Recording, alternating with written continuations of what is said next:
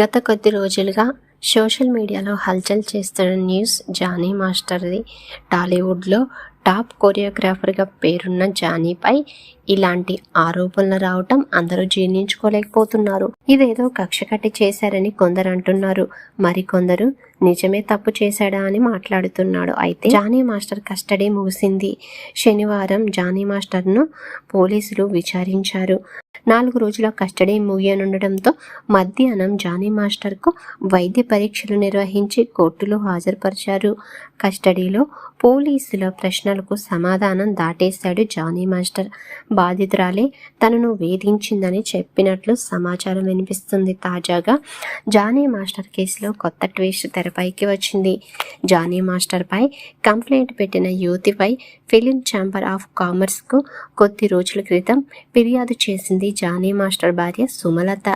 కొరియోగ్రాఫర్గా పని కోసం తన భర్తను ట్రాప్ చేసి ప్రేమ పేరుతో వేధింపులకు గురి చేస్తున్నట్లు అందులో పేర్కొంది. 5 సంవత్సరాలుగా నరకం అంటే ఏంటో చూపించిందని, ఆమె వేధింపుల తాకలేక తాను ఆత్మహత్యాయత్నం కూడా చేసినట్లు ఫిర్యాదులో పేర్కొంది. నాకు అమ్మ వద్దు, నాన్న వద్దు, నువ్వు పెళ్లి చేసుకో అంటూ జానీ మాస్టర్ని ఆ అమ్మాయి తీవ్ర ఒత్తిడికి గురి చేసేది అని ఫిర్యాదులో తన భార్య సుమలత వెల్లడించింది. నా భర్త జానీ మాస్టర్ను ఇంటికి రాకుండా ఆ యువతే అడ్డుకునేది. కేవలం 2 నుంచి 3 గంటలు మాత్రమే ఇంటికి పంపేది. బాధితురాలు ఇంటికి వెళ్ళి జానీ మాస్టర్ను నువ్వు ఇష్టపడితే ఆయన జీవితం నుండి నేను వెళ్ళిపోతాను అని చెప్తాను. అప్పుడు మాస్టర్ నాకు అన్నేలాంటివాడు, మీరు నాకు వదిన అంటూ నమ్మించింది. నా భర్తతో కాకుండా చాలామంది మగాళ్లతో ఆమెకు అక్రమ సంబంధం ఉంది. ఇవన్నీ తెలుసుకున్న జానీ మాస్టర్ ఆ అమ్మాయిని దూరం పెట్టాడు. దీంతో కక్ష కట్టి తన పైన లైంగిక వేధింపు చేశాడు అంటూ అక్రమ కేసు పెట్టింది.